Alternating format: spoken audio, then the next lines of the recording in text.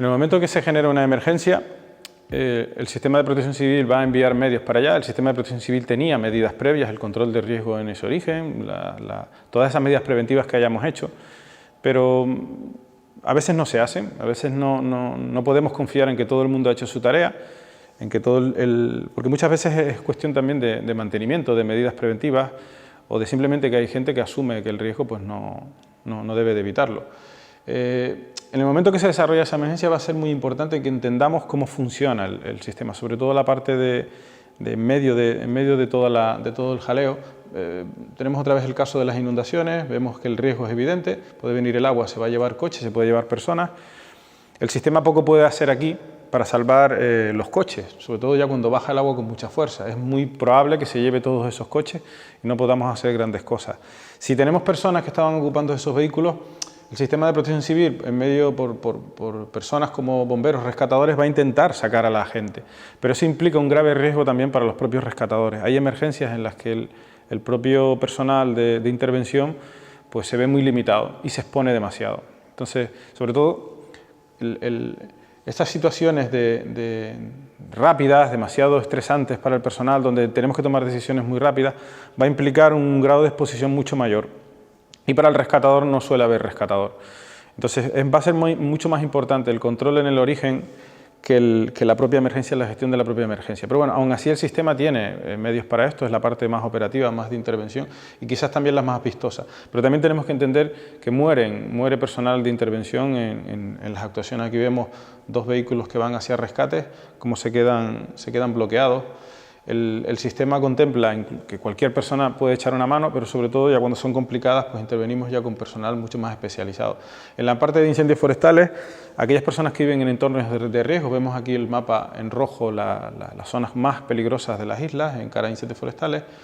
Cuando vivimos en estos entornos va a ser muy importante que entendamos que vivimos en un entorno hostil, cuando viene el verano, cuando hay olas de calor, donde un incendio puede afectar, aquí vemos la Vega de San Mateo, un incendio puede afectar hacia la zona y desplazarse en sentido de avance, llenándonos de humo toda esta zona, un riesgo de humo, un riesgo de atrapamiento por el propio fuego. El humo nos va a dejar sin visibilidad, puede haber accidentes de tráfico, puede haber pérdida de conciencia, intoxicación por humo, monóxido de carbono y dióxido de carbono, y las muertes que vienen asociadas a los incendios forestales, sobre todo cuando no hemos previsto, no hemos tomado medidas, pues son altas. Vemos el incendio de Hermigua de 2008, cómo afecta y atraviesa totalmente un municipio, como pudiera ser en este caso de la Vega de San Mateo. Aquí lo primero que tenemos que entender es que cada una emergencia, un incendio que avanza en nuestro sentido, pues hay que intentar alejarse de la zona. O sea, el alejamiento es una cosa cuando el incendio todavía está lejos. Las evacuaciones normalmente intentan buscar sentidos de avance contrarios hacia el incendio, o sea, nos alejamos del incendio. La evacuación en muchos casos es complicada y necesita tener unos planes, una organización. Básicamente es el riesgo que tienen las evacuaciones cuando son precipitadas, cuando el incendio está encima de nosotros y las rutas de evacuación transcurren serpenteando e incluso a veces entran otra vez en el propio incendio. O sea, podemos estar evacuándonos y yendo en sentido equivocado, contrario hacia el que donde debería estar la salvación, que es la zona segura. Vemos diferentes incendios, este es en Auckland, en Estados Unidos, en el año 91, donde mueren 25 personas, en Grecia con 91 muertos en la evacuación, una evacuación mal planteada, muchas veces in extremis por la cercanía del fuego, tomamos decisiones bajo estrés. Lo más importante va a ser el ser conscientes de que tenemos un incendio en la zona, el alejamiento siempre va a ser más sencillo, la evacuación tenemos que ir organizándola, hay que estar muy atento al sistema de protección civil que va a ser el que nos va a informar para salir de la zona lo antes posible.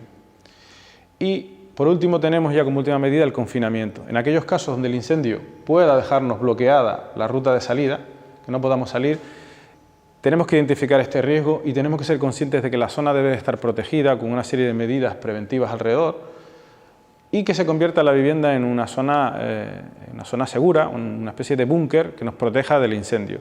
En este caso, a la llegada del incendio, nos protegemos en el interior de la vivienda y esto hay que prepararlo. No se puede improvisar, hay que intentar que el confinamiento, sobre todo en esos sitios más peligrosos del riesgo mayor, podamos tener un sitio seguro. En este caso podemos colocar aspersores, podemos hacer limpieza de la vivienda. Hay abundante documentación en la web para poder hacer estas medidas.